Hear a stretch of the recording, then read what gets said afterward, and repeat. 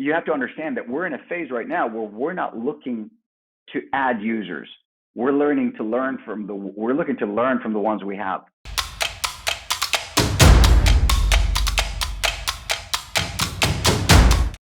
Can we say you are in a scale-up phase already right now, or is this something that we're in a de-risking science and in an R&D phase? We're doing things in a very different way. We literally have neuroscientists and product people working together.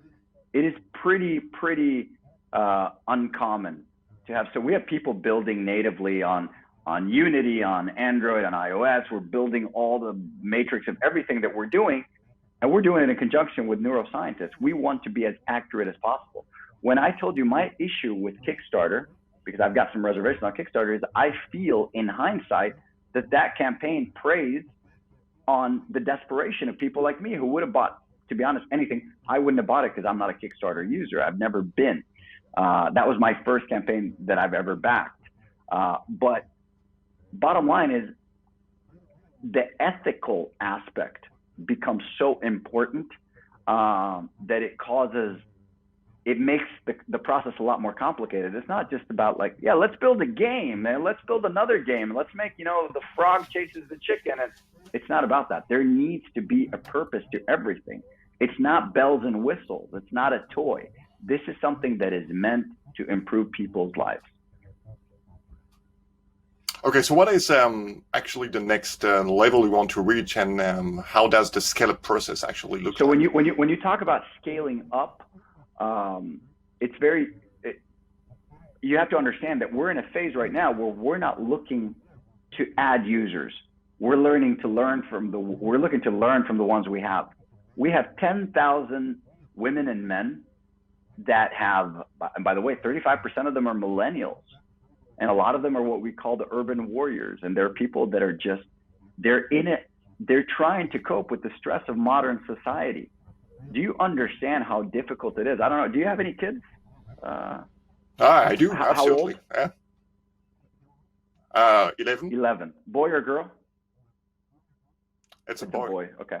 Do you understand the pressures on an 11-year-old boy are very different to the pressures that you and I had growing up? I think you and I are from the same generation. Absolutely. It's very different. It's a lot harder growing up today. Like, I hear all these stories of all these teenagers having panic attacks and having all these issues of social anxiety. And it's because there's so much noise. There's so much bullshit. There's Photoshop and Instagram and notifications and fake tits and everything is perfect and everybody's rich and everybody's happy and everything. Nothing is good enough.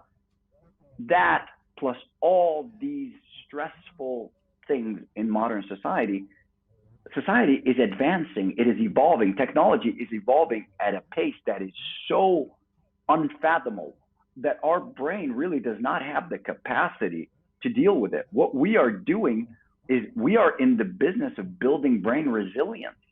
That's one elements that are very exciting. If you want to, we can go into as deep as you want. Things like self-efficacy and resilience and brain hygiene. That's when these things come in. Mendi is intended for healthy people. It is intended for people that are looking for brain health. We know that 89% of the 10,000 people that have backed us right now, so approximately 8,900 of them, don't have an interest in any specific condition. They're just people that, they're like when you go to a gym, most people at the gym look like you and me. It's not the person that weighs 700 pounds, the person that is critically ill that needs something desperately. It's the people that look, but you want to be in better shape. You want to, you want to take care of yourself. That is what we're going with. Of course, we're going to learn a lot. Now we're at the phase where we're building cohorts. So instead of saying scaling as in we need a milestone where we want to hit, $10 million in sales or 30,000 more people using Mendi, that's not how we're looking at it right now. What we're looking at is we have 10,000 people. How do we hold their hand, engage them, build those cohorts, and start building this brain health system that is more and more personalized to each of those 10,000 people? And advice that I got from a very, very good friend of mine who happens to be the CEO of Spotify was, you should know your first 10,000 users by name. That is something that I put into practice. I spend about 3 to 4 hours per day, 7 days a week, talking to users. And a lot of these users don't have money to buy Mendi. They will never be Mendi users. Money is not the motivation. Understanding people is the motivation. But how do you, so we have that 10,000 people cohort right now, I guess, and correct me if I'm wrong, but I think you want to go higher than that. You want to have bigger cohorts, a large number of people using Mendi. What does it take actually to go from 10,000 to 100,000 to 1 million users? Well, the answer there is actually maybe surprising, but it's actually very easy. I've done this with phishing apps, and I've done this with other stuff that is way less important. With us, we know we're going to acquire 24,000 more Mendi users in 2021. We know that. How do you do that? How do you know? So we know that because we have data, because we're very data driven, and we understand how to do things. For us, we're not going to start scaling until Q3 of 2021. So our only priority is these 10,000 users until then. Yeah, we will be selling. We're going to move to our own platform. We're on Indiegogo now. We went from Kickstarter to Indiegogo. We're building the science. We're learning from people. We're talking to the users, and that's going to become a lot more. That's going to become a lot deeper in 2021 in Q1 and Q2.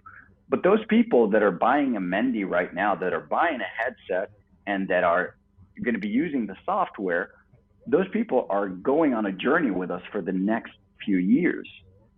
That is what we're doing. We're taking these people on a journey with us, understanding those people, their motivations. You know, there's going to be constant surveys. There's going to be the World Health Organization mental health questionnaires, all sorts of different things that the scientists are looking over, and at every step they are analyzing so that these cohorts, we can provide the best possible guidance for the usage of this brain health service for our users. After that, that is when we start with the sales. And it's not an obsession with sales. Yeah, let's hack it and do whatever. It's got to be a very ethical way. And 24,000 users is not a very, very lofty goal. If you think about that, with zero marketing spend over the past few months, you know, because most of it happened on Kickstarter, we have achieved 10,000 users. But that is the key. The key is not 3+ million euros, which is what the press likes to talk about. What we care about is that these are 10,000 human beings. These are 10,000 people, and that each Mendi device can be shared by all the members of the family. So this potentially can be 30, 40, 50,000 people. It's never been done.